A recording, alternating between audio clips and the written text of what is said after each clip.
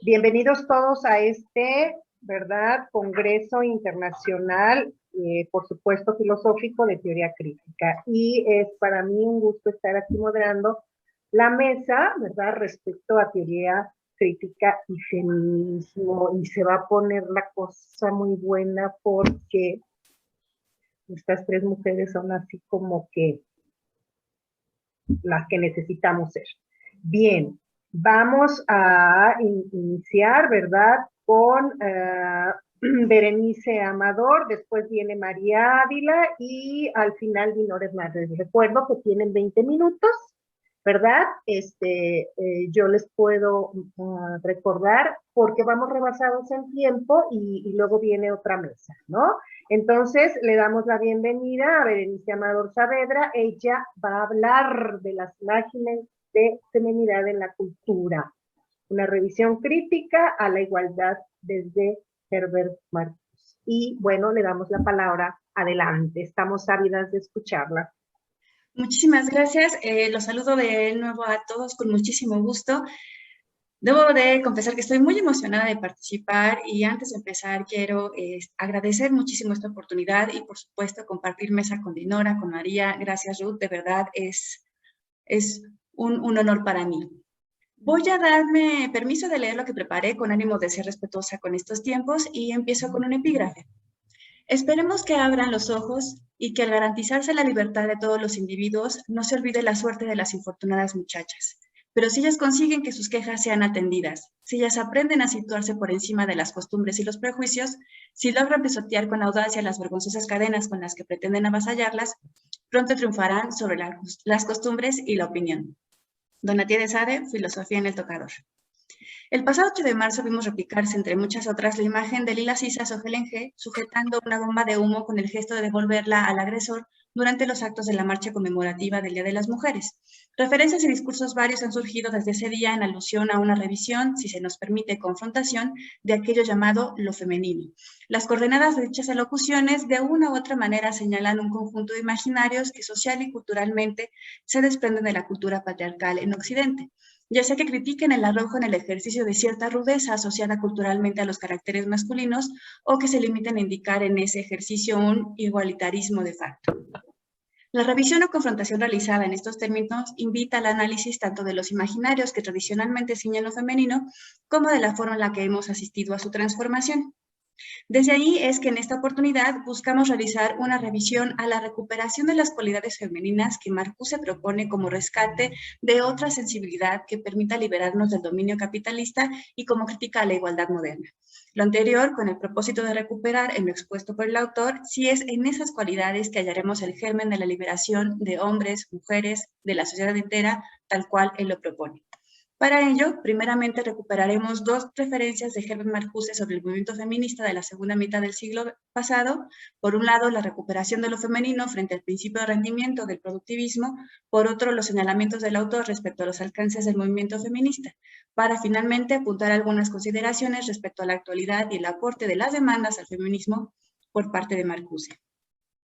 El gran rechazo, la nueva sensibilidad y las imágenes de lo femenino.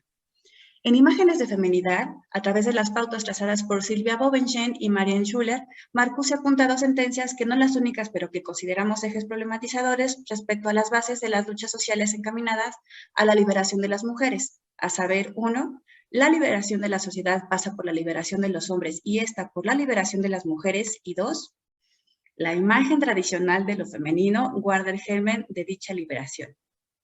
De la primera podemos extraer brevemente, porque regresaremos a ella en un segundo momento, siguiendo a las interlocutoras de Marcuse, una especie de ley de los tres estadios, sin que ello, desde nuestra perspectiva, involucre desmérito alguno en la propuesta del autor de Eros y Civilización. Pues en la base de este marco de liberación es fácil advertir los esfuerzos de Marcuse por vislumbrar vías de construcción de una nueva subjetividad, un nuevo ethos, que a la postre se alejaría de la positividad de esta especie de ley, pues se alejaría de una simple funcionalización de las demandas del movimiento feminista. En razón de la segunda, que es la recuperación de las cualidades femeninas como la pasividad o receptividad y el decreto de una sensibilidad distinta, cifrada en otras coordenadas, tal cual han sido producidas y reproducidas desde el discurso masculino, el autor señala que este movimiento de recuperación está en función de dos momentos del avance hacia la liberación. Por un lado, el freno, el rechazo a la productividad destructora y el principio del rendimiento en nuestras sociedades, el gran rechazo.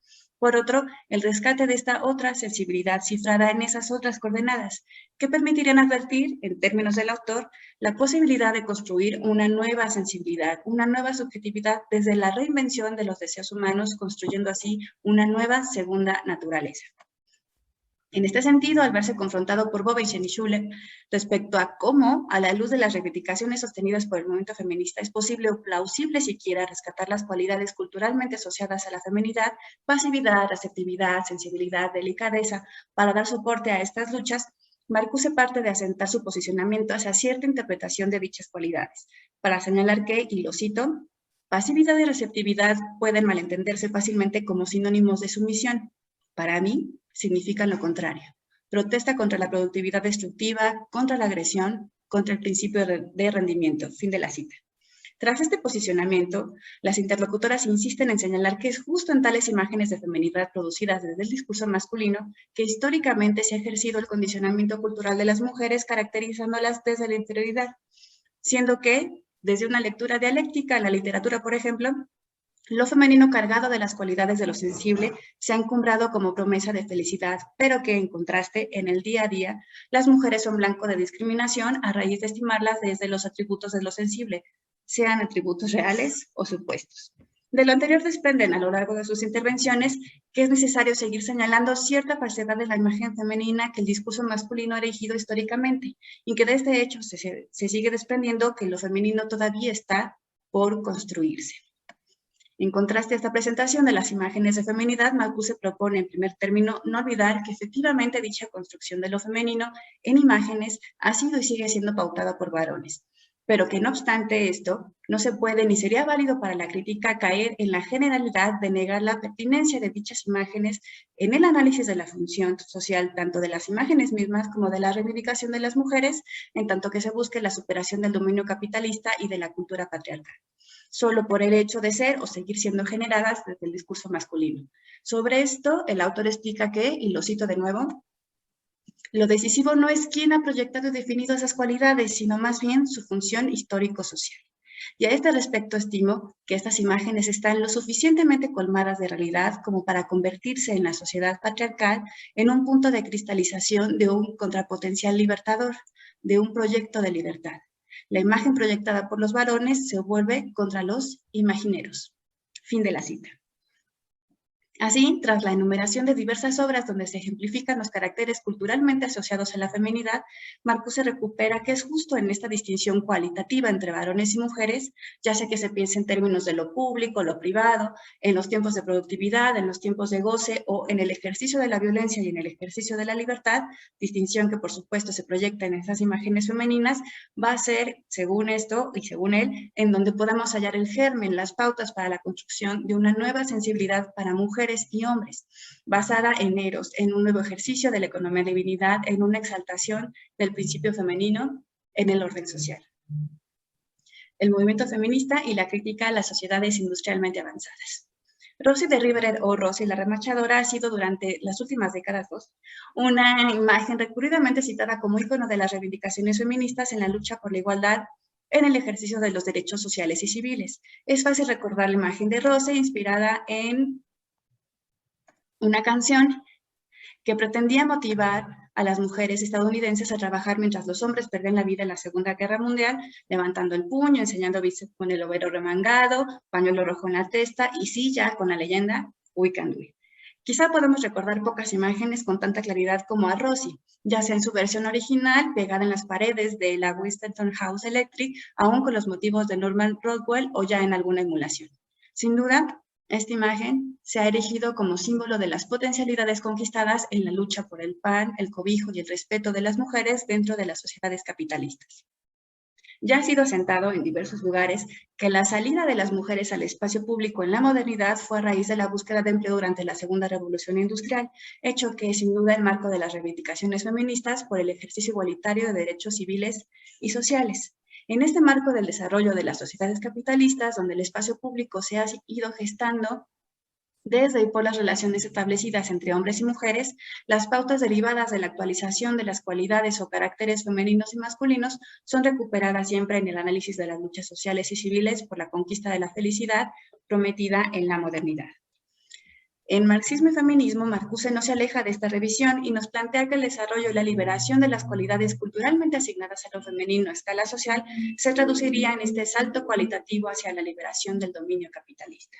Marcuse insiste una y otra vez que la lucha feminista nos ha mostrado la necesidad de no biologizar la diferencia entre mujeres y hombres, de analizar las pautas promovidas por la caracterización de lo femenino desde el discurso patriarcal y de atender, por supuesto, con justeza las demandas para conseguir un ejercicio igualitario de derechos civiles y sociales. Recuperando un poco lo que ha significado la salida de las mujeres al espacio público, el autor nos señala, lo cito, la mujer fue considerada como subordinada al hombre, como ser más débil, como ayuda y apéndice del hombre, como objeto sexual, como instrumento de reproducción.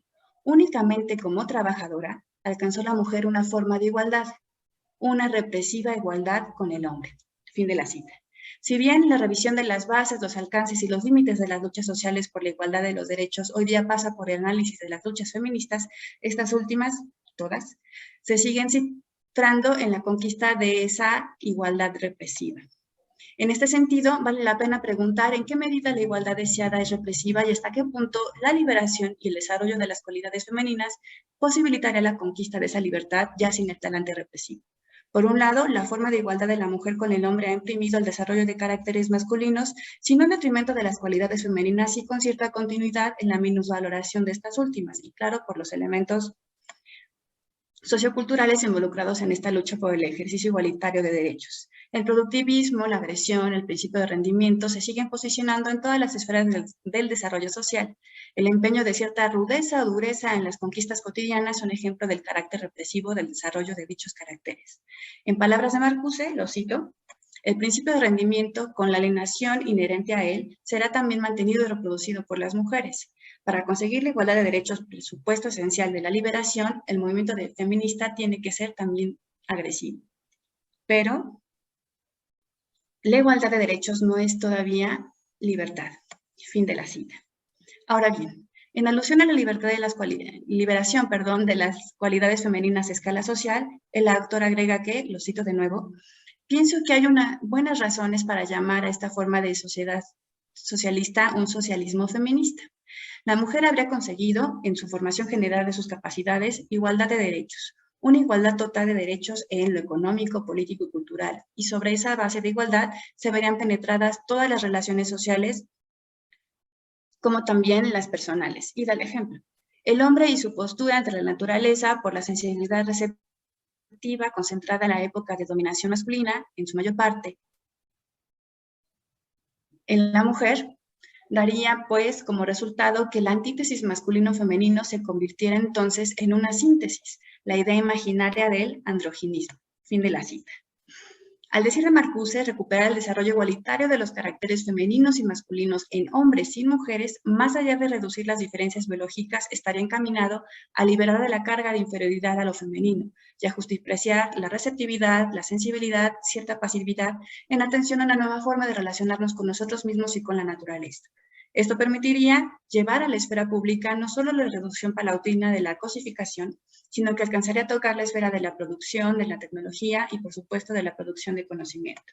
En este sentido, es que al sentenciar que la liberación de la sociedad pasa por la liberación de los hombres y esta por la liberación de las mujeres, Marcuse propone una vía para la construcción de una nueva sensibilidad, una nueva segunda naturaleza que cifre en otras coordenadas nuestros deseos y nuestros satisfactores, un nuevo ethos como una nueva subjetividad que vaya más allá de la esfera del dominio patriarcal capitalista. Consideraciones finales.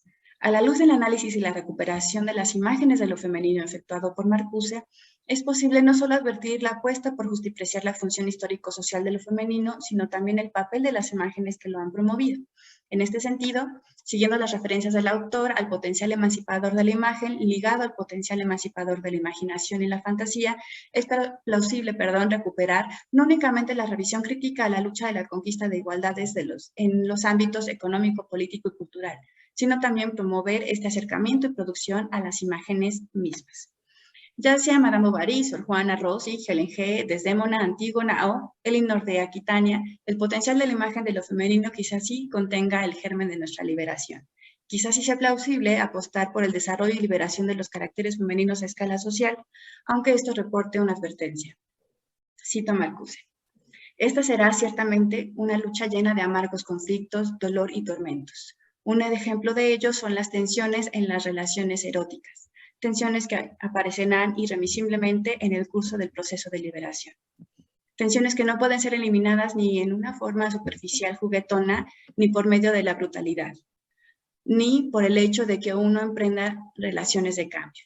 El socialismo feminista tendrá que fundar y desarrollar su propia moral, que deberá ser otra cosa, más allá de la mera negación de la moral burguesa. La liberación de la mujer será un proceso doloroso, pero será un paso necesario, decisivo, en el cambio hacia una sociedad mejor para hombres y mujeres. Muchas gracias. Ay, muchas gracias, Berenice, ¿verdad? Que viene de la Facultad de Estudios Superiores de Acatlán de la UNAM. Y recuerden que guardamos las preguntas, los comentarios para el final, ¿verdad? Enseguida tenemos aquí también a María Ávila Bravo, ¿verdad? De la Universidad Rey Juan Carlos. Y bueno, le vamos a dar la palabra, ¿verdad? Porque trae el tema del papel de la teoría crítica feminista en la deslegitimación de las violencias contra las mujeres. Le preguntamos a María si ya está aquí presente. Muchas gracias, Berenice. Al ratito nos hablamos. María, adelante. Buenos días, buenas tardes. Aquí en Madrid es por la tarde. Quería compartir una presentación, no sé si es posible, si me dais permiso para compartir. Voy agradeciendo, quería agradecer mucho a Dinora Hernández por la organización, por el trabajo, que sé lo que cuesta montar un congreso, al comité organizador, a la Universidad de Guadalajara, por crear esta maravilla, ¿no? Y también, bueno, a mis compañeras de mesa, Dinora, repito, Ruth Valencia y Berenice, un placer. Bien, vale, perfecto. Confirmadme, por favor. A ver. Sí, ya está activado, María. Vale, se ve perfecto, ¿verdad? Bien. No, todavía no se ve. Está activado para que lo compartas, pero todavía no se ve. Vale, perfecto. Pues voy a hacerlo bien porque... Vale, a ver. Y ahora, si lo estoy haciendo bien, veis el cartel, ¿verdad? Y el papel de la teoría crítica feminista, que es el título. ¿Está todo ok? ¿Me confirmáis, por favor? ¿Se ve? Perfecto. Genial. Bien, pues...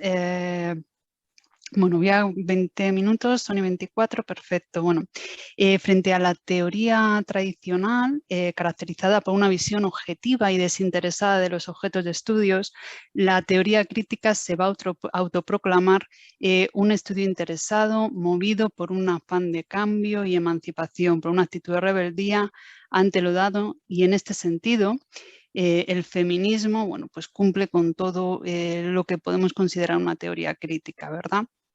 Bien, perfecto. La tarea fundamental que va a acometer la teoría crítica feminista es la de desvelar los intereses ocultos que operan en las sociedades patriarcales y que han alimentado, consentido y legitimado la sumisión de la mitad de la población, las mujeres, a la otra mitad, los varones. Por lo tanto, el objetivo de mi intervención va a ser analizar el papel de la teoría feminista, de la teoría crítica feminista, para desvelar, ¿no?, todas estas violencias, ¿no? Ahora ahondaremos en qué entendemos por violencia, porque la violencia bueno, pues abarca multitud de fenómenos, ¿verdad? Bien. La violencia ha estado presente desde el inicio de los tiempos, ¿no? La violencia contra las mujeres, obviamente. Mi maestra Ana de Miguel ya ha estado abordando algunos de los apartados que tenía yo reservados para hablar, y entonces me alegra mucho porque me hace más ligera la tarea y me asegura que tenga más tiempo, ¿verdad? Bueno, pero ya sabemos todas y todos que la mitología, por ejemplo, bueno, pues la mujer se erige como el mal absoluto, ¿no? Desde los mitos de Pandora. En las religiones igual, tenemos a Eva, a Lilith. En la antigüedad y la Edad Media, ¿no? La cosa no mejora mucho. Yo no sé si conocéis a Agustín de Hipona, bueno, claro que lo conocéis, que sois compañeros y compañeras de filosofía, Agustín de Hipona, ¿no? Cuando dice, ay, mi madre Santa Mónica, que también supo aguantar a ese señor colérico que tenía al lado, ¿no? Incluso, bueno, en las infidelidades, ella no dijo nunca nada.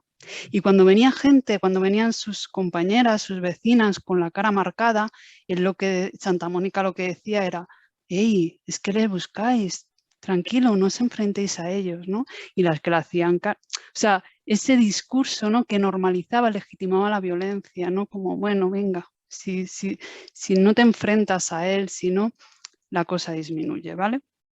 Luego tenemos la ilustración. La ilustración le debemos mucho las feministas y le deben mucho la teoría crítica feminista. ¿Por qué? Bueno, pues porque la ilustración surge esa plataforma de abstracciones universalizadoras que permite que el feminismo vea la luz, ¿no? Se articule como una teoría crítica, ¿no?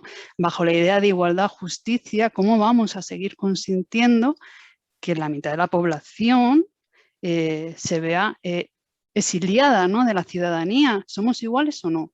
Si en la ilustración se maneja una idea absoluta y universal de igualdad, debe incluirnos también a nosotras, las mujeres, ¿no?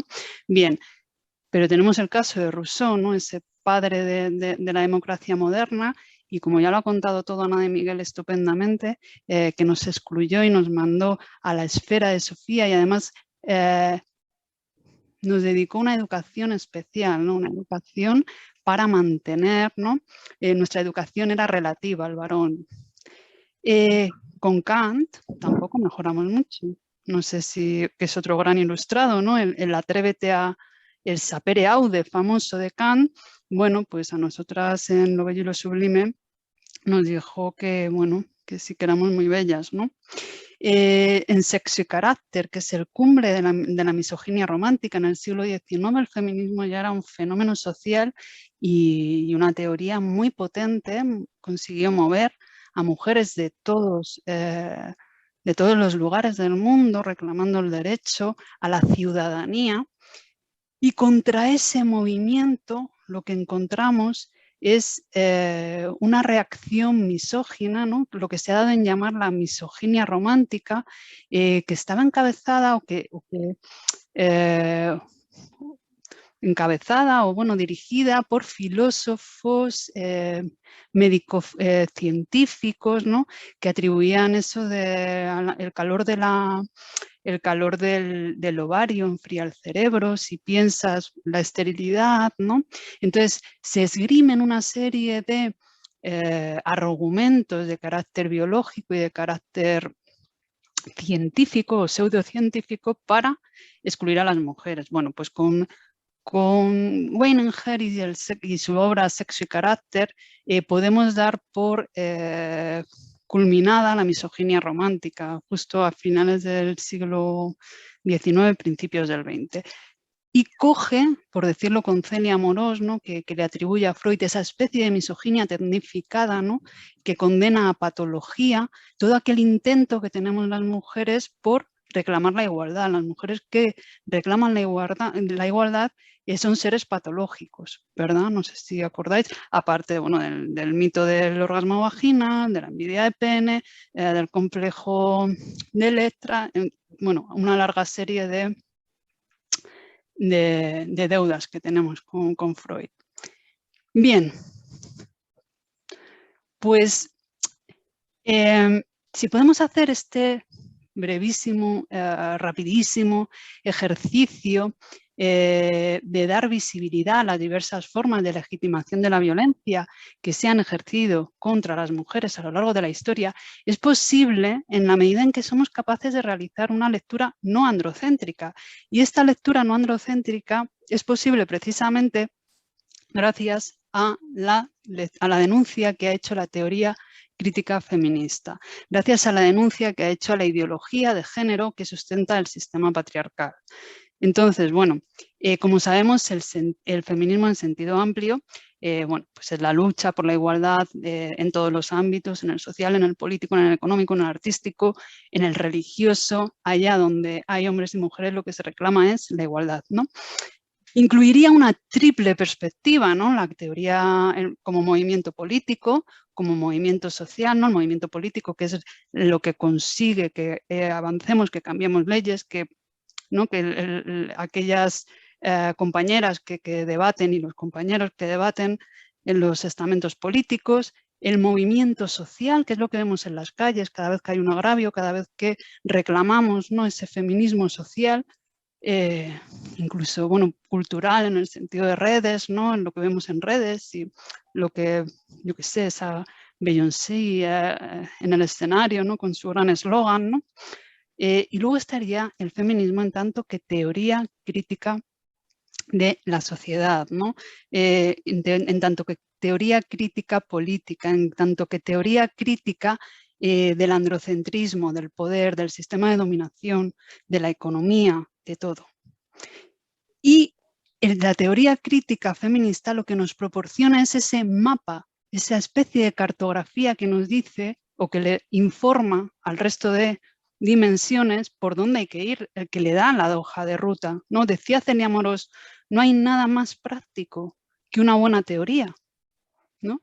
Pensemos en todos los movimientos sociales. Detrás de un movimiento social que triunfa y detrás de un movimiento político que triunfa, lo que hay es una teoría crítica potente que marca una hoja de ruta.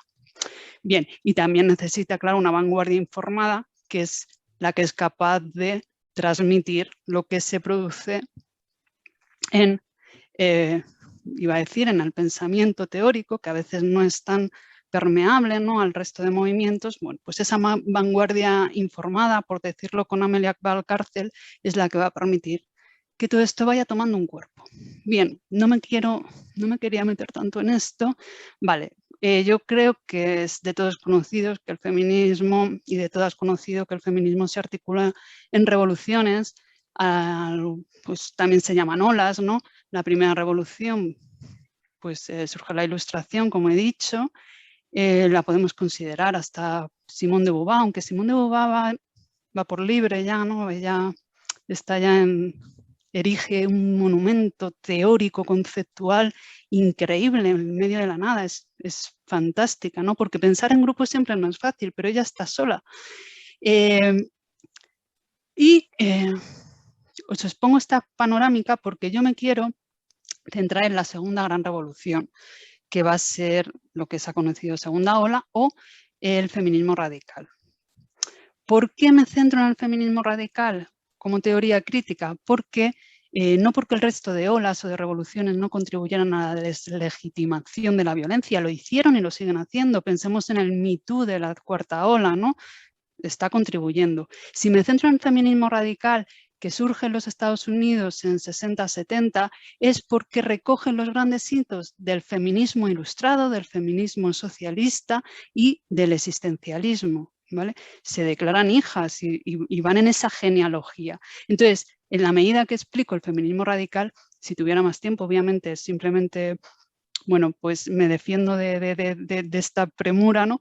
Pero de alguna manera estoy haciendo honor a esa primera tradición y por un segundo motivo es porque toda la tradición precedente lo que está haciendo es establecer un diálogo vía positiva o vía negativa, porque sabemos que ha habido un matricidio necesario, ¿no? De la segunda ola. Vía negativa o vía positiva están dialogando, ¿vale? Con este feminismo, ¿no? A partir del 78, pues colonialismo, feminismos de color, negros, en fin, todas esas aportaciones teóricas están dialogando en contra o a favor o reconociendo, ¿de acuerdo?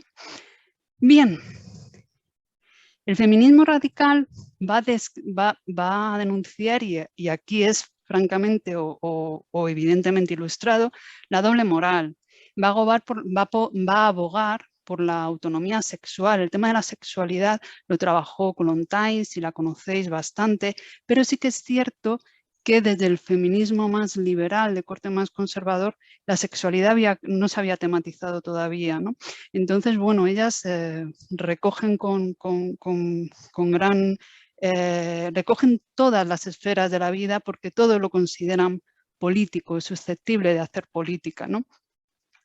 Critican la heterosexualidad normativa, luchan por cualquier tipo de explicación biologicista de la opresión, porque lo que nos habíamos encontrado es la explicación de la desigualdad, era una explicación con base en la diferencia biológica, ¿no? Con Simone de Beauvoir pareció que la cosa quedó un poquito más clara, ¿no? Cuando dijo aquello de no se nace mujer, se llega a serlo, ¿no? Estableciendo la diferencia entre sexo y género sin mencionarlo todavía, sin que existiera esa categoría analítica, pero bueno, de vez en cuando los viejos fantasmas atávicos del biologicismo saltan otra vez. Bueno, ellas van a luchar contra otro. Yo he seleccionado estas 6 áreas por el tiempo que tengo y simplemente las voy a mencionar, ¿no? Van a analizar la dominación, van a tener ese eslogan de lo personal es político, que es un eslogan muy potente porque lo que llevan es a extender el dominio de la política a todas las áreas de la vida, la noción de patriarcado, ¿no? que ya estaba presente, la noción y bueno, también el término, ¿no? Pero que con ellas va a tomar un carácter político también, la violencia, el androcentrismo y la sexualidad. Y vamos a ver. Empezamos. Bueno, os he seleccionado esta cita de Tsunami Firestone, que es una de las feministas radicales más radicales en cuanto a metodología y en cuanto a maneras, ¿no? Dice que no estamos ante una nueva ola, ¿no? Sino que estamos ante la revolución más importante, que lo que pretende es la destrucción del sistema más antiguo y rígido de clases, castas existente, el sistema basado en el sexo. Esto es muy potente lo que está diciendo, ¿no? Está comparando la diferencia sexual con un sistema de castas, ¿vale? de clase. Bien, el feminismo radical, como os comentaba, surge en los 60 en Estados Unidos. Son casi todas pertenecientes de la New Left que abandonan al experimentar una década antes del pronóstico de Heidi Harman, ¿no? De ese matrimonio mal avenido, lo difícil que es casar feminismo y marxismo, ¿no? Porque sabéis que los compañeros de izquierdas pues siempre consideraban que el problema, como ellos decían, el problema de las mujeres se iba a resolver en cuanto bueno, triunfara la revolución, cosa que bueno, obviamente no, no tiene pinta, ¿no? Bien. Lo que analizan estas autoras es que las distinciones políticas y sociales más elementales no se van a basar tanto en la riqueza o en el rango, sino en el sexo. ¿Por qué? Porque el rasgo más característico de nuestra cultura es que se basa y se fundamenta en el patriarcado. Se van a distanciar bastante de la otra corriente de pensamiento que hay en la época, que es el feminismo del Now, fundado por Betty Friedan, ¿no? Que tiene un carácter más conservador, más liberal. ¿Por qué? Porque se van a centrar simplemente en las demandas laborales, en la desigualdad, en la discriminación, que no está mal.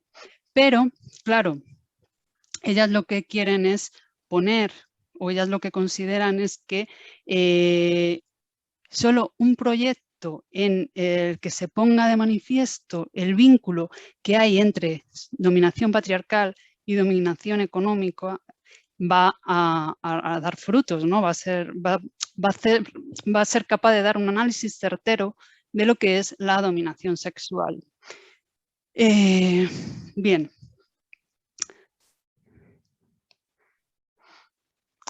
Radicales, bueno, hablamos de feminismo radical, eso sí que es importante.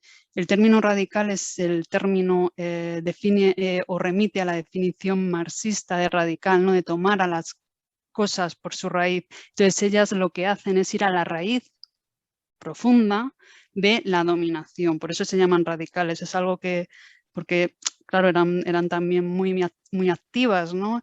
Entonces a veces se confunden la radicalidad en el aspecto de ese activismo potente. No, eran radicales porque van a la raíz misma de la dominación. Ellas no se conforman con hacer una serie de cambios legislativos necesarios, obviamente, pero no se quedan en las hojas, no van directamente a la raíz del árbol. Lo personal es político. ¿Y qué es político? Porque, claro, dependiendo de lo que entendamos por político, vamos a poder dar cabida a la política. Muy rápidamente, el título responde a un artículo escrito por Carol Hannis. Carol Hannis, bueno, pues hay un artículo de Dottie Zellner en el que dice que los grupos de autoconciencia, supongo que sabéis lo que son en la época de los 60-70 las mujeres se reunían y hablaban de sus cosas, ¿no? de cómo vivían la sexualidad, de cómo vivían la pareja. Entonces, Zellner dijo que los grupos de autoconciencia de las mujeres eran grupos terapéuticos, ¿no? Ante esto, Hannis, que pertenecía a un grupo de autoconciencia de Nueva York, dice que de autoconciencia nada, o sea, que de terapia nada, que los problemas de las mujeres no son patológicos, que ellas no están enfermas, que no necesitan terapia, que lo que les pasa a las mujeres o los problemas que tienen las mujeres en su vida privada son problemas sociales, ¿vale? Y la solución, por tanto, tiene que ser política. Es decir, que si Manolo, Pepe, Antonio son violentos con Patricia, con Macarena o con Jimena, no es porque tengan un problema ni por alcohol ni por drogas, sino porque hay una estructura que permite que eso ocurra, que legitima la violencia, que normaliza ciertas actitudes, que si a mí me acosa el jefe, no es problema mío, no es que yo tenga nada mal, ¿no? Que es un problema estructural. Por tanto, lo que nos pasa en el ámbito privado, lo que nos pasa en nuestra vida diaria, no es un problema personal, ¿vale? Es un problema político. Y de ahí viene este eslogan que ha sido sin duda revolucionario. Bien, veo que me estoy quedando sin tiempo. Bueno, otro de los conceptos que van a trabajar es el patriarcado, el concepto de patriarcado. El concepto de patriarcado había sido un concepto que hasta Engels no empieza hasta los análisis de Engels no empieza a tener una caracterización negativa, ¿no? Sin embargo, es gracias a estas autoras cuando tiene una consideración política. Bien, ¿en qué se sustenta el patriarcado? Bueno, tenemos una definición muy potente de Millet, ¿no? Ella distingue entre patriarcados de consentimiento y de coerción, pero dice que todo el patriarcado o todos los patriarcados se van a sustentar en grandes dosis de violencia. Lo que pasa es que esa violencia hay veces que es explícita y hay veces que que la tenemos interiorizada, ¿no? Ella habla de una suerte de colonización interior. Nosotras y nosotros asumimos esos mandatos y esos estereotipos de género, ¿no? Y nos socializamos en esa opresión, ¿no? Unas como opresoras y otros como opresores, ¿no? Pero que no hay no se trata de un proceso de violencia externa, sino más bien un proceso bastante invisible, ¿no? Que es a través de las normas, de la socialización, cómo se produce. ¿En qué instituciones vemos cómo se sostiene ese patriarcado? Pues, por ejemplo, en el amor, ¿no? El amor es fuerte mecanismo para las mujeres. En las mujeres, como dice en esa cita, mientras nosotras amábamos, los hombres gobernaban, ¿no? Todos esos estudios que hemos tenido del amor romántico, ¿no? Como a través del amor romántico seguimos reproduciendo relaciones tóxicas, ¿no? Y lo hacemos, pues sin que haya una coacción, ya no dependemos de una pareja o en líneas generales no se depende de una pareja para poder vivir, para tal, pero seguimos en ese tipo de relaciones. La familia, ¿no? Es aquel, de aquí viene el famoso lema de la familia nuclear es radioactiva, ¿no? ¿Por qué? Bueno, pues porque la familia es, como decía Stuart Mill, ¿no? Es una escuela de desigualdad, donde aprendemos a amar, donde aprendemos la desigualdad o la igualdad. Cuando una familia es igualitaria, también la igualdad se transmite, ¿no? La economía, también la dominación económica. Rápidamente acabo. Decisivo, importantísimo, este libro de Susan Miller, ¿no? Contra nuestra voluntad, hombres, mujeres y violación. La primera vez que se La violencia sexual había sido ampliamente denunciada, pero tenemos que esperar a Braun Miller para encontrar una denuncia de la violación como un fenómeno desde una perspectiva feminista y como un fenómeno político. ¿Cómo se mantiene el patriarcado? Bueno, a través de la violencia y sobre todo de la violencia sexual. ¿Qué consigue una violación? Bueno, la violación de una mujer lo que hace es poner en su sitio a todas. No todas sabemos a qué horas podemos ir por la noche, a qué horas no podemos ir, cómo podemos ir vestidas. Es decir, si el patriarcado lo que hace es ordenar tiempos y espacios, a través de la violación eso se consigue estupendamente, ¿no? Bueno, y una crítica al androcentrismo, ¿no? Sobre todo en esta obra que es Nuestros cuerpos, nuestras vidas, del colectivo de mujeres de Boston. Bueno, lo que analizan es la necesidad de una medicina que tenga en cuenta la perspectiva de género, por así decir. Es decir, sabemos que hasta los años 80, hasta que estas mujeres empiezan a mover y a denunciar el androcentrismo en la medicina, por ejemplo, las pruebas de medicamentos solo se hacían con varones, ¿no? Hasta hace bien poco las mujeres no nos detectaban un ataque al corazón o un problema cardíaco porque a nosotras no nos duele el brazo, etc. etc. ¿Vale? Bueno. Y por último, los mitos del orgasmo, los mitos de la sexualidad empiezan a denunciar no solo la heterosexualidad obligatoria, sino también pues los grandes tropelías, ¿no? Los grandes sistemas de dominación que ha habido en torno a la sexualidad. Y, wow, lo siento por el retraso y muchísimas gracias. Ya acabo.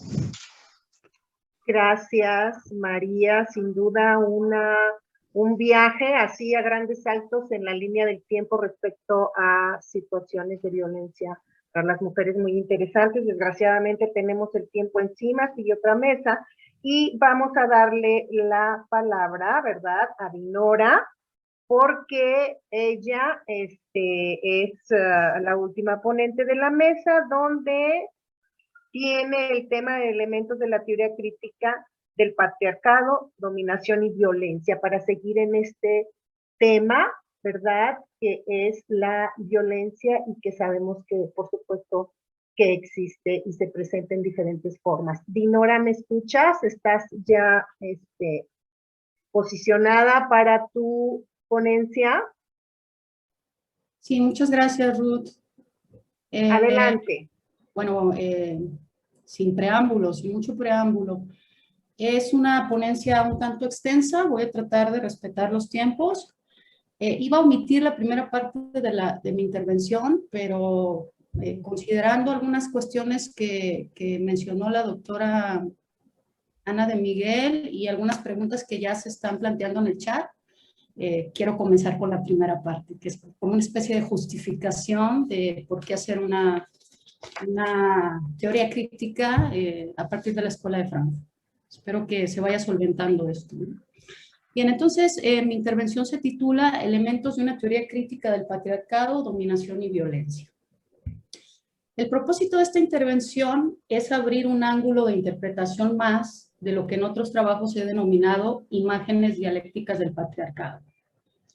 Con la idea de que a través de estas configuraciones, Adorno y Horkheimer elaboran una crítica a la dominación y violencia patriarcales que pueden funcionar como un horizonte de explicación para una teoría crítica feminista contemporánea. Mi intervención se compone de 3 momentos. En primera instancia voy a hablar brevemente de las imágenes dialécticas, voy a llevarlas al lugar a la explicación de por qué las denomino imágenes dialécticas del patriarcado. En un segundo momento voy a hacer una exploración muy breve también por la estética negativa que nos propone Adorno, con la idea de que esta puede ser una posible herramienta de la crítica al patriarcado, una idea que ellos esbozan o insinúan apenas en su libro Dialéctica de la Ilustración, pero que considero puede contribuir a iluminar el sentido crítico negativo de algunas expresiones de la literatura que abordan la dominación y violencia patriarcales. Y el tercer momento de mi intervención es incursionar, explorar sucintamente la novela de Fernanda Melchor, Temporada de huracanes, con la idea de que considero que contiene elementos, contiene características para poder ser ubicada dentro del espectro de una estética negativa, como la entiende Adorno, como arte negativo. Bien, comienzo entonces. Primer momento, imágenes dialécticas del patriarcado.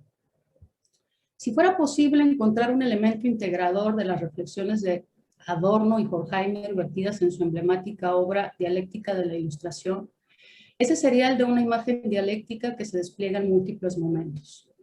La idea central de la crítica de la Ilustración es la dialéctica entre civilización y barbarie, por medio de la cual el pasado mítico y la actualidad civilizada se niegan al mismo tiempo que se invocan recíprocamente, en una relación de identidad y diferencia. Esta dialéctica tiene muchísimos más matices, muchísimos más vuelcos, pero evidentemente por cuestiones de tiempo no puedo entrar en ellos. Las imágenes dialécticas son el recurso de interpretación crítica que, con la impronta de la lectura de la historia benjaminiana, permiten a Adorno y Horkheimer traer a juicio la noción de progreso al visibilizar las similitudes estructurales entre modernidad y antigüedad. Esta es una idea de José Antonio Zamora. ¿Cuáles son esos elementos estructurales que se comparten entre modernidad y antigüedad según esta perspectiva? El poder, el ciclo, la repetición y el destino. Un momento clave de este movimiento es el de lo que he llamado imágenes dialécticas del patriarcado. Recordemos que la subjetividad ilustrada, cuyo discurrir está representado por la figura de Odiseo, en este libro de Dialéctica de la Ilustración, es también la de un individuo patriarcal, como sujeto sexuado. El sujeto soberano adquiere identidad por someter a la naturaleza externa e interna, y en la explicación de este proceso, Horkheimer y Adorno hacen transparentes los despliegues de la dominación y violencia contra las mujeres, otros sujetos vulnerables y otras especies. Muestra de lo dicho son un par de imágenes del primer excurso que tal vez en su concisión guardan su potencia cuestionadora. Las de las ejecuciones de las esclavas de Odiseo y del pastor de cabras Melante.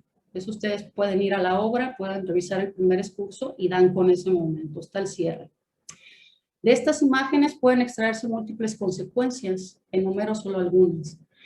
Tanto la ejecución del pastor como la de las siervas pueden considerarse parte de una constelación más amplia de análisis de la violencia contra lo débil. Esta es una categoría de Adorno. En varias de sus investigaciones, Adorno había analizado este tipo de violencia desplegada contra las mujeres y otros sujetos minorizados, vulnerables, a los que se asimilaba a naturaleza alienada y cosificada. La clausura del Excursus 1 es una evocación del clima de violencia de su propio momento histórico. De estas imágenes de las siervas y el cabrero, Adorno y Horkheimer resaltan la minuciosidad de los procedimientos de ejecución descritos, haciendo un símil con la vivisección y la anatomía, en clara alusión a la frialdad del individuo moderno. Finalmente, los autores relacionan este motivo con la serenidad, minuciosidad e impasibilidad con la que son representados los cuadros y que interpretan a partir de cualidades formales del poema. Tomando en cuenta estas características, Adorno y Horkheimer parecen estar haciendo una crítica a los efectos normalizadores de la violencia estetizada. Entonces están haciendo una crítica al poema, le están haciendo una crítica a Homero, a la manera como presenta el cuadro de estas ejecuciones. No puedo entretenerme en eso lo he analizado en otras intervenciones, está ya trabajado, no puedo entrar ahí, entonces voy a pasar a este tema estético. Tomaré estos últimos elementos como puntas de lanza para el resto de mi reflexión en este trabajo. Entonces comienzo con una breve incursión en la estética negativa de Adorno. Aunque el gran interés de Adorno por el arte se concentra en lo fundamental, en el desarrollo de una filosofía de la música, dedicó muchos momentos de sus reflexiones estéticas y de crítica social a la literatura. Para Adorno esta, como todo arte, es el reflejo de una época, tanto la explicitación de sus corrientes ideológicas como un canal por el que transita la posibilidad de la experiencia rupturista. Conocido es el fuerte interés que tuvo por las obras de Kafka y Beckett, a las cuales consideraba una lograda muestra de arte negativo. Es en teoría estética donde se recogen los momentos conceptuales más relevantes de una reflexión que es transversal al pensamiento de Adorno. La teoría estética adorniana es fundamentalmente una teoría de la percepción enfocada en la producción del arte. Para Adorno, el arte conserva invariablemente las huellas de la mediación social. El arte siempre, la producción siempre está en relación con la sociedad y todos sus componentes. La experiencia estética se produce en una dialéctica entre impulso mimético y razón. La capacidad mimética, esto va a ser muy importante, la capacidad mimética induce a una afinidad con el objeto no conceptual y con ello atempera los excesos de racionalidad del sujeto soberano. ¿Cómo se explica esto en el plano de la estética? El arte precisa de la afectación subjetiva del artista como efecto de su conexión mimética con su objeto, por el cual el sufrimiento encuentra una vía privilegiada de expresión. Es gracias a la capacidad mimética que el sufrimiento de la naturaleza, entendamos naturaleza en un sentido muy amplio, todo lo vivo, los seres humanos, otras especies, la naturaleza, el concepto de naturaleza que tenemos por sentido común. El sufrimiento encuentra una vía de expresión gracias a la capacidad mimética del productor, pero también del receptor. Ahorita vamos a ver eso. La obra se erige, dice Adorno, en ojos de la naturaleza. Esta frase es muy bonita. La obra es, las obras son los ojos de la naturaleza. Al evitar reducir su relación con esta a la imitación representacionista y buscar en cambio el emparejamiento sensible con ella en el reconocimiento de su finitud, de que es mortal. Ahora bien, para que la expresión no quede en mero efecto subjetivo, se precisa de la memoria. Esta es una cuestión que ha trabajado muy fuerte, que ha trabajado de manera muy fuerte Marta Tafalla.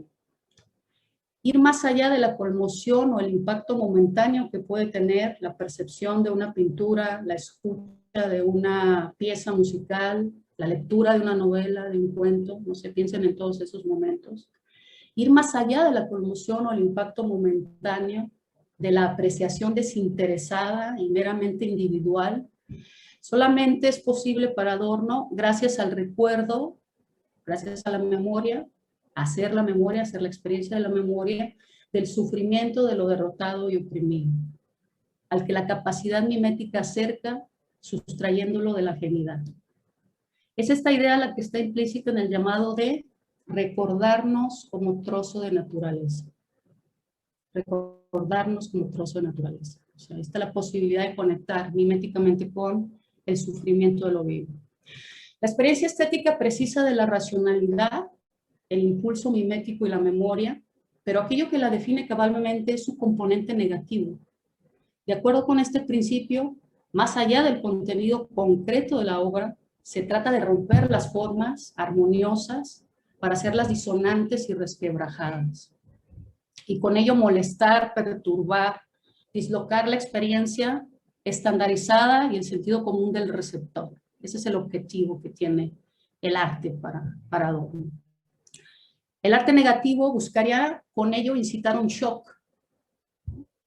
Dice Adorno, literalmente lo cito, una sacudida de la fisis, el shock, una sacudida de la fisis en nosotros, ¿no? Que en una experiencia completa sería el móvil posible del rechazo y la resistencia contra el sufrimiento de todo lo vivo. Así pues, el arte disruptivo trataría de no contribuir a la reproducción de la violencia, negándose a sublimar y embellecer el sufrimiento, y con ello a inducir sentimientos de agrado en el receptor. Adorno sabía que la estetización del sufrimiento normaliza la violencia, contribuye al entumecimiento del juicio moral y puede ser una vía para la mercantilización de sus representaciones. Bueno, voy al tercer momento, temporada de huracanes. Creo que voy bien de tiempo, ¿ah? Y ahorita te marco casi al final. Gracias. Bueno, voy a temporada de huracanes. Quiero agradecer a Inés Ferrero, una profesora de la Universidad de Guanajuato, que me incitó a leer esta novela y ha sido una experiencia muy fructífera para mi trabajo. Temporada de huracanes. La literatura en Latinoamérica lleva mucho tiempo tematizando el asesinato de mujeres por motivos de género.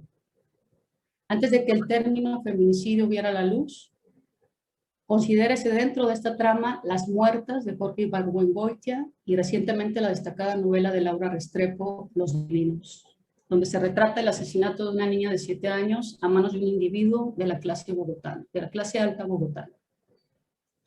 En esta intervención me interesa abordar la novela de Fernanda Melchor, Temporada de huracanes, no solo porque da testimonio de algunos ángulos de la dominación y violencia patriarcales en la sociedad mexicana contemporánea, sino porque considero que es una obra que puede ubicarse dentro de la constelación del arte negativo, potencializando con ello su contenido crítico y rupturista.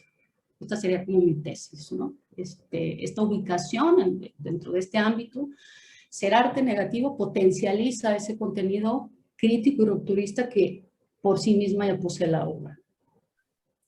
La violencia letal contra las mujeres por razón de género es un hecho de dimensiones masivas en nuestro país y otras regiones de América Latina. Constituye una muestra de los temblores de nuestra época, de los cuales, siguiendo Adorno, el arte sería el sismógrafo privilegiado. La violencia contra las mujeres e individuos feminizados ha sido analizada desde el ángulo de sus variables sistémicas y estructurales, conduciendo no solo a las investigaciones sobre la formación general de los roles de género, sino particularmente al elemento imperativo que estos comportan. Esta violencia letal es perpetrada, en la mayoría de los casos, por varones cercanos a la víctima, en una relación afectiva de distinto grado y alcance con ella, en una violencia, en la mayoría de los casos, intencional. Con ello quiero decir que no es producto del azar o la contingencia. Si bien sus motivos y causas no pueden individualizarse de modo simplista, obedeciendo más bien a un imperativo de género inserto en la estructura. Es esto a grandes rasgos lo que Rita Segato ha denominado mandato de masculinidad. Entonces aquí me voy a apoyar mucho en Segato para esta primera parte de mi intervención. La misma autora ha conceptualizado la violencia feminicida como una violencia expresiva, cuyo cometido es la exhibición de la soberanía del sujeto para un público de pares implícito o explícito, manifiesta como disciplinamiento o potestad de dar muerte.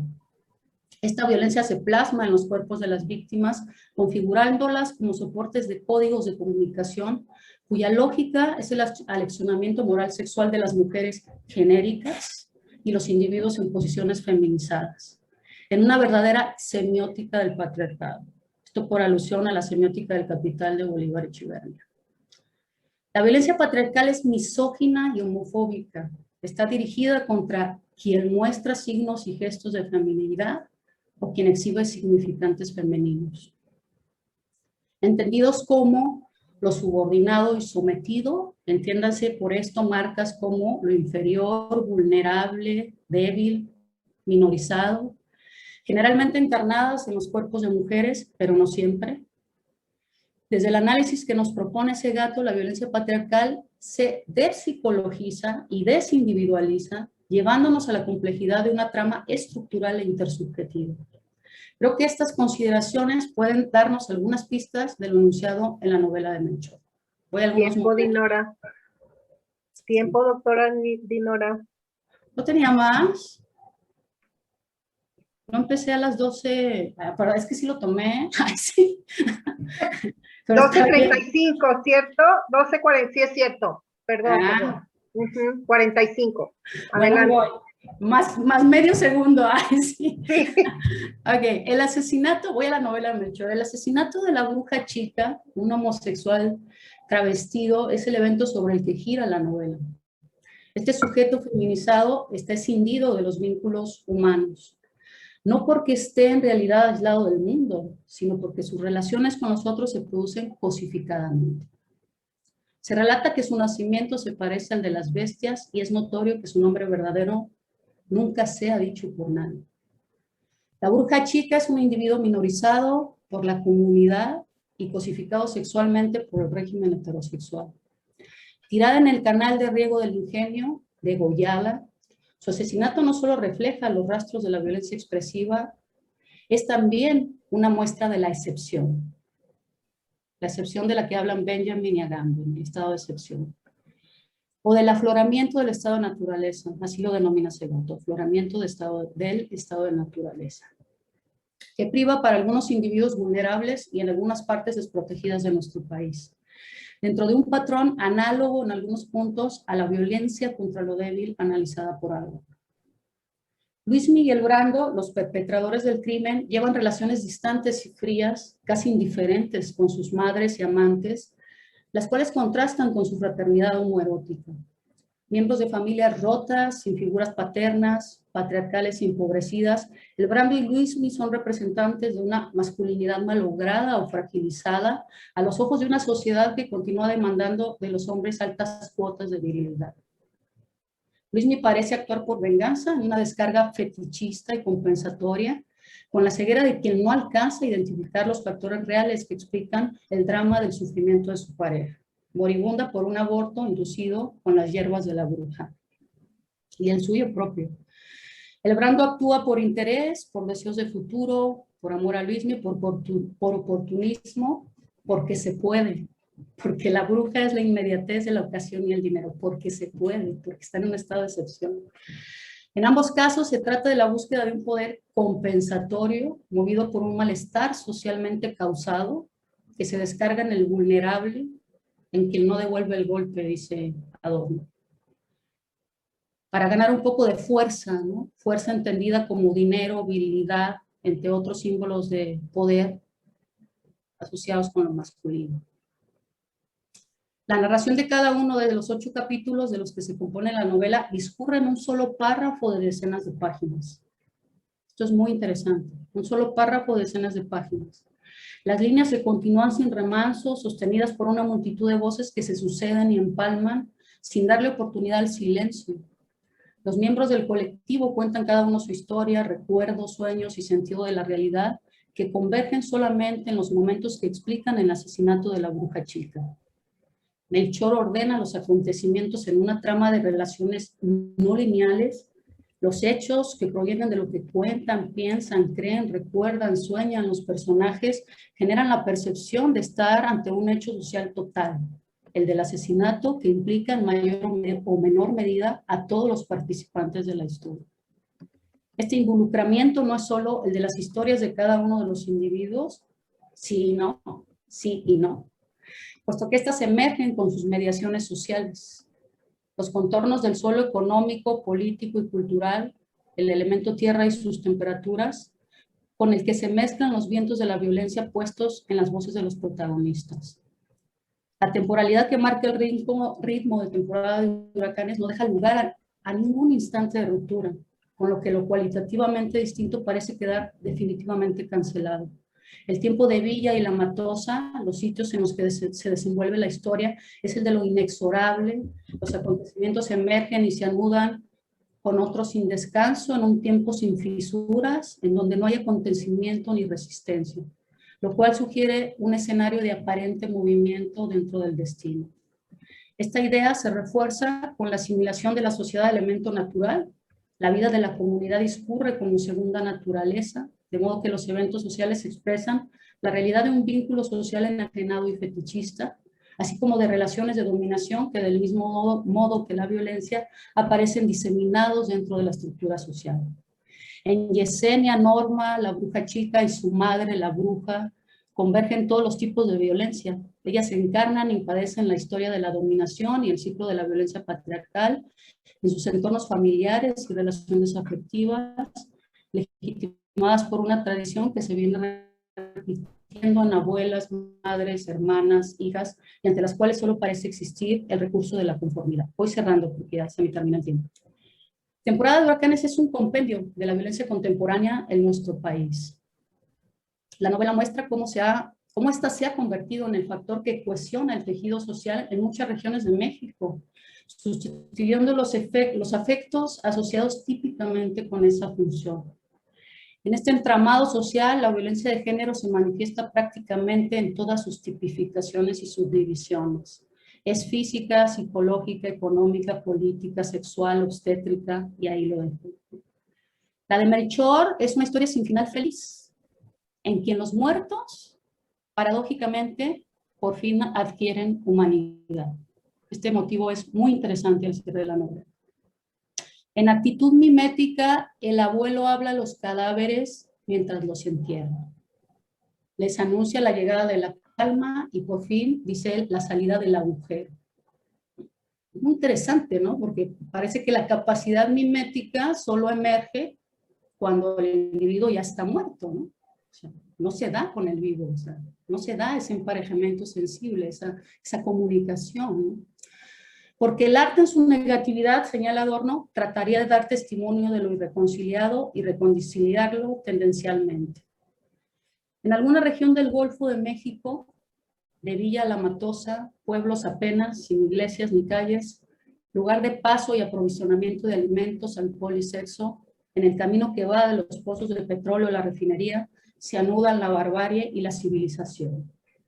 El régimen del estatus que subvierte el del contrato. Carol Pateman, relativizando el discurso de la mejoría de la condición de las mujeres en la modernidad. Muchas gracias. Gracias a la doctora Dinora, ¿verdad? Ahora veo aquí y necesito que me apoyen porque de repente si se vienen en cascada las preguntas, vamos a identificarlas, ¿no?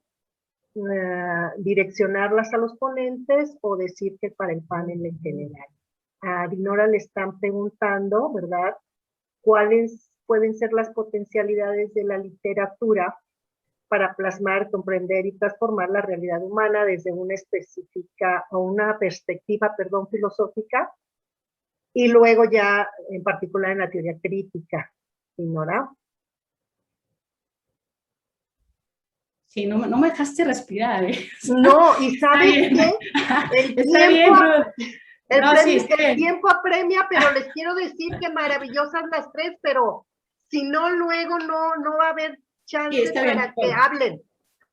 Piénsale si quieres, la dejamos ahí. No, de manera muy sencilla, ¿no? De manera muy sencilla. Sé que este formato no permite que uno tenga la calma de explicar muchas cosas. No. Pero la respuesta es, me parece que es sencilla y no. La respuesta es arte negativo, o sea, es arte negativo, o sea, es un arte que se presenta no a partir de formas que embellecen, que son armoniosas, o sea, se presenta a través de formas rotas, esto que hace Melchor, esto de empalmar en 20 páginas en un capítulo sin una sola pausa, como yo lo hice ahorita que leí, sin una sola pausa, ¿no? Y comienza eso con un lenguaje estridente, sumamente violento, ¿no?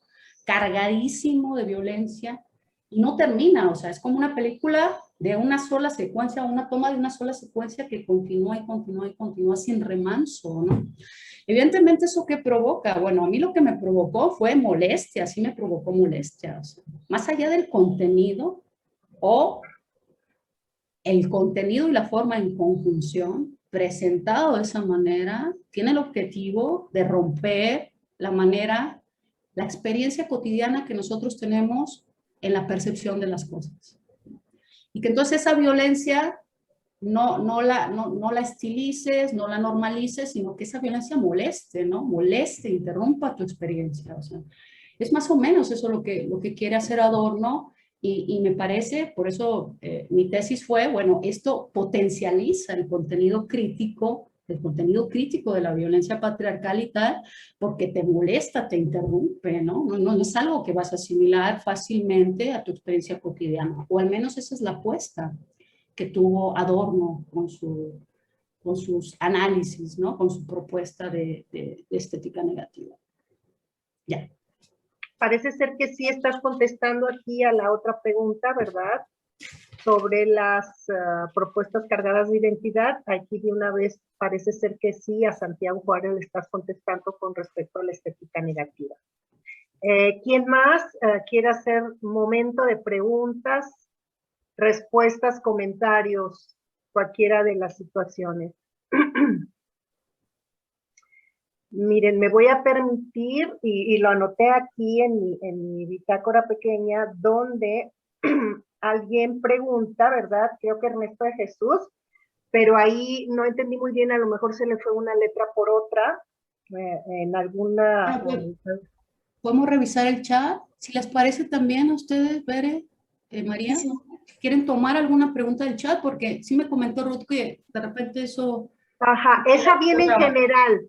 Hacen una referencia a una situación de, claro, el complejo de Edipo está más clasificado y de forma de identidad con Freud, pero ahí hay una discusión inclusive entre las feministas con respecto al de Electra, ¿no? Y sí, es cierto que se desprende también de Freud, porque viene la mitología y cosas así, pero luego ya ellos nada más están diciendo, o de forma aclaratoria, viene una discusión académica sobre si Carl Jung realmente fue el que lo desarrolló. No sé si alguna de ustedes, porque insistió en ello, ¿no? Ahí viene Sí. dos participantes que hacen esta pregunta. Y yo quiero, si me permitís, yo claro. quiero por alusiones, porque lo he sacado yo. Adelante, María. Sí, nada, pues cuando he puesto la imagen y he hablado de Electra era porque no me refería tanto al creador, obviamente fue Jung en el 1912, pero en el motivo de la exposición, si decía el complejo de Edipo, igual a la mente se nos viene inmediatamente el niño enamorado de mamá, ¿no? Y yo lo que quería visibilizar es la otra imagen, ¿no? La de la niña enamorada de papá, ¿no? Y todas las consecuencias, independientemente de la interpretación de Freud, que estaba comentando Abraham, ¿no? Que creo que es Abraham, ¿verdad? El compañero. Bien, yo quería recomendaros el libro de Pilar Errázuriz, ¿no? Que es una psicoanalista que ya no está con nosotros, que se llama Misoginia romántica, psicoanálisis y subjetividad femenina. Os lo voy a compartir porque bueno, es un libro que ella es psicoanalista y trata con o sea, ella reconoce en Freud a su maestro, pero la crítica feminista se la hace, obviamente, ¿vale? Entonces, bueno, obviamente, bueno, pues Freud da para mucho y es una de las grandes, bueno, de los autores. Ay, se lo he mandado solo a Abraham, perdón, os lo voy a mandar a todas. Y bueno, pero simplemente bueno, quiero dejar constancia que era anecdótico, que no se trataba de sentar la categoría de Freud creó el complejo de Electra, sino que me resultaba mucho más ágil y mucho más efectivo para visibilizar lo que yo quería, hablar del complejo de Electra, sin meterme en metapolémicas sobre si lo creó A o lo creó B. Y nada, y no sé si ya con esto zanjo. Ok. Vale, gracias. Yo creo que sí queda claro, de hecho, quien recuerda los tiempos de aparición de los conceptos, pues queda, ¿verdad? Ahí. Hay otra pregunta, no puedo copiarla, dice Adrián Sentimental, una pregunta, a ver quién me ayuda. Yo he visto una para Berenice que va como en 3 partes, que no sé si la has visto tú o... Era como de las primeras, ¿no?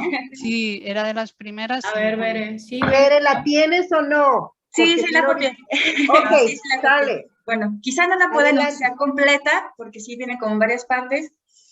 Ana, si recuerdo bien, pregunta primero, ¿cómo es que Marcuse entiende esta parte de la reproducción sexual dentro de la liberación de la cual él habla, ¿no? En diferentes momentos. Y en los siguientes apartados menciona que si es válido o posible más bien buscar otros horizontes y no regresar a una teoría crítica masculina, blanca, no decolonial. Entonces, voy a recuperar primero la primera parte porque me parece bien interesante. Yo mencioné que, por supuesto, Marcuse recupera o tiene presente este feminismo de la segunda mitad del siglo XX. Está con los chicos, está codo a codo con Angela Davis. Y entonces, en este contexto, él ya ha recuperado su crítica a la desublimación represiva, tanto en Hombre Unidimensional como en otros momentos, por ejemplo, en Ensayo sobre la Liberación, y justo ahí menciona que uno de los momentos que él ve decisivos ya para esas alturas del siglo XX es que hay otras formas en las que se está construyendo un nuevo sujeto político, y ese nuevo sujeto político es las mujeres desde el movimiento feminista, los estudiantes y y también en este texto de ensayo sobre la liberación, los movimientos que se dan en el tercer mundo era la categoría que se usaba en aquel momento, entonces podemos pensar en estos otros grupos como indígenas, como en ese sentido. Regresando a esta parte de la desublimación represiva, uno de los momentos que también él recupera muchísimo es cómo aquello que nos podía haber dado la opción de liberarnos desde Eros, más bien fue subsumido por el neoliberalismo, ahora ya lo podemos mencionar con esos términos, y ha sido generado y fetichizado y convertido en mercancía. Y entonces a partir de ahí creo que esta puesta por denunciar cómo esta desublimación nos ha convertido en objetos que nos vendemos eróticamente, va hacia la crítica a cómo se ha entendido la reproducción sexual en esos momentos. Y respecto a si valdría la pena mejor recuperar una teoría crítica que no sea masculina, que no sea blanca, que sea decolonial, creo que una de las cosas que se pueden recuperar de el autor, y por eso lo propuse, es el talante crítico. Y creo que uno de los elementos, ya lo mencioné, es que desde el exilio, recordemos, él tan duró exiliado todo el tiempo, no decidió regresar a Alemania después de la liberación, plantea la liberación social de todos, no únicamente de los teóricos críticos blancos masculinos. Creo que un aporte de ellos es en ese sentido, y perdón que lo repita así, aunque por supuesto la crítica es válida, uno de los grandes aportes de esta mancuerna, Davis Marcuse, es que nos permite visibilizar todas las formas en las que la sociedad capitalista que nos toca, sociedad industrialmente avanzada, nos ha mermado y nos ha convertido en objetos, ¿no? Y justo es para allá a donde él lleva, y quise recuperar acá el que ¿por qué no recuperar la inferioridad y más bien mencionarla en otras coordenadas, ¿no? ¿Por qué asumir que estas cosas que por lo general, han caracterizado a las imágenes de la feminidad como algo inferior, como sumisión, podemos sacarle como este provecho? Creo que me quedaría ahí, porque si no me extendería muchísimo y ya me lo empieza la otra mesa. Sí, quiero abundar un poquito en adelante. una pregunta sobre, o sea, se reflexiona mucho sobre las teorías críticas, qué se entiende por teoría crítica, es un campo, ¿no? Por teoría crítica feminista y tal, o sea, hay una pregunta por qué desde la escuela de Frankfurt y tal. Bueno, a mí personalmente me dejan muchas herramientas, no solamente con la cuestión de, digamos, las investigaciones, los contenidos, las reflexiones que están vertidas en sus textos, sino esta apuesta, diciéndolo burdamente, esta apuesta metodológica que tiene la teoría crítica. O sea, para mí es sumamente importante pensar dialécticamente, y bueno, lo puedo justificar, no lo voy a hacer aquí cabalmente, pero lo puedo justificar, pensar dialécticamente, pensar en términos de totalidad negativa, pensar en términos de la relación entre estructura e individuo, salirme del individualismo metodológico, pensar en términos de negatividad, analizar estas cuestiones feministas desde los horizontes de lo que llaman dialéctica de la ilustración, la manera como se entrevera el progreso con las regresiones, el progreso con la barbarie, y eso se manifiesta a través de la dominación y la violencia contra las mujeres.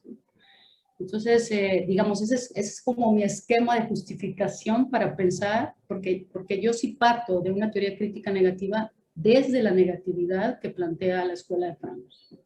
Y me parece importante, no sé, o sea, poner en tela de juicio y rebasar estos argumentos que parecen ir como a los cuerpos, ¿no? O sea, es un cuerpo de varón, masculino, es una identidad masculina, es blanca, vive en España, y por lo tanto, ¿no? O sea, no le interesa, no es sensible con lo que pasa en otras partes del planeta. Bueno, yo creo que la teoría crítica de la Escuela de Frankfurt y otras teorías críticas han pensado desde su propio contexto, como decía Ana de Miguel hace un rato, en términos de universalidad, y me parece que eso es completamente legítimo, ¿no? Es una pretensión que tiene la filosofía y que hay que revisar y hay que valorar cabalmente. O sea, nada más eso. Ok, gracias, Dinora. Como bien dices, no todo está dicho. De repente no vamos a poder contestar unas preguntas. Le pido a María que conteste aquí algo que me parece está bien planteado. Dice, ¿qué propuesta nos daría, verdad, usted para poder diferenciar entre un micromachismo y algunos gestos sutiles, ¿no? Entonces, vamos a escuchar a María si está por aquí y Sí. bueno, ya con eso terminaríamos porque el tiempo apremia. Adelante, María. Pues es una interesante cuestión. Yo creo que bueno, el término micromachismo lo acuña Luis Bonino a finales del siglo pasado, en la década del siglo pasado, a finales de los 90, y era muy útil para no levantar susceptibilidades, ¿no? Porque la teoría crítica molesta y el feminismo como teoría crítica molesta lo que más, entonces siempre levanta muchísimas susceptibilidades, ¿no? Y en España decimos los ofendiditos, ¿no? No sé por ahí si se maneja, ¿no? Entonces, el término micromachismo era una manera de señalar pequeños actos cotidianos sin que se sintiera sobre ellas y sobre sobre ellas y sobre nosotras, que también somos machistas y tenemos esas actitudes, ¿no? Pero era una manera de señalar esos comportamientos o de esos comportamientos cotidianos que tenemos, ¿no? Pero no deja de ser machismo. Y de hecho ahora que los parámetros de igualdad son tan amplios, ¿no? Y están tan consensuados y ya cosas que antes estaban normalizadas, ahora afortunadamente ya no están, seguir hablando de micromachismos es esconder que se trata de machismo y de machismo potente, ¿no? Entonces yo utilizo la norma porque claro, todas y todos estamos colonizados hasta que tendríamos que nacer de nuevo en otras circunstancias para decir que vivimos en una sociedad igualitaria y que no estamos colonizados interiormente. Yo utilizo la regla del mundo al revés. Entonces, por ejemplo, por poner el comentario de Abraham, ha dicho, ay, vivan las mujeres, pero me estoy aburriendo. Si hubiera sido una charla de hombres, si hubiera dicho, viva los hombres, pero me estoy aburriendo, posiblemente no. El mundo al revés a veces funciona y a veces no, ¿no? Entonces, cuando estamos en una situación X, ¿no? Si hacemos, por ejemplo, anunciar un perfume en una posición erótico-festiva, ¿vale? ¿Lo vemos igual si lo hace una mujer, si lo hace un hombre? No, pues entonces obviamente estamos ante machismo. Yo utilizo la regla del mundo al revés. Si algo funciona con las mujeres pero no funciona con los hombres, para mí eso no, ahí hay algo de machismo. Y si funciona con los hombres y no funciona con las mujeres, ahí hay machismo. O sea, si un hombre por vestir a la niña es un superhombre, ¿no? O al niño es un superhombre, pues hombre, ahí hay machismo. Si una mujer yo qué sé, por conducir un autobús o una ambulancia es una supermujer, pues ahí, ¿no? Entonces, tanto en el halago como en el insulto, pues hay que analizar, hay que utilizar, yo creo, la regla del mundo al revés. Y si funciona, pues estamos en un parámetro igualitario y si no, estamos en machismo. ¿Lo podemos llamar micro si queremos suavizarlo? Vale, lo llamamos micro. ¿Lo queremos llamar macro? Deberíamos empezar a señalarlo y a señalarlo críticamente. ¿Por qué? Porque muchas veces las personas lo que hacemos es reproducir conductas que no nos hemos dado cuenta de ellas. Cuando nos las señalan y nos las afean, es cuando decimos, uy, va, tengo algo que trabajarme, ¿no? Entonces yo creo que es un buen paso y es una pedagogía que tenemos que seguir haciendo, ¿no? Eso de señalar aquellas conductas que siguen siendo discriminatorias o que siguen no siendo igualitarias y como tarea pedagógica. Y bueno, yo creo que ese es mi consejo. Gracias, María. Buen planteamiento para, ¿verdad? No perder energías en discusiones y también de repente guerras que no tienen por qué ser, ¿no? Sí, muy bien, muchísimas gracias.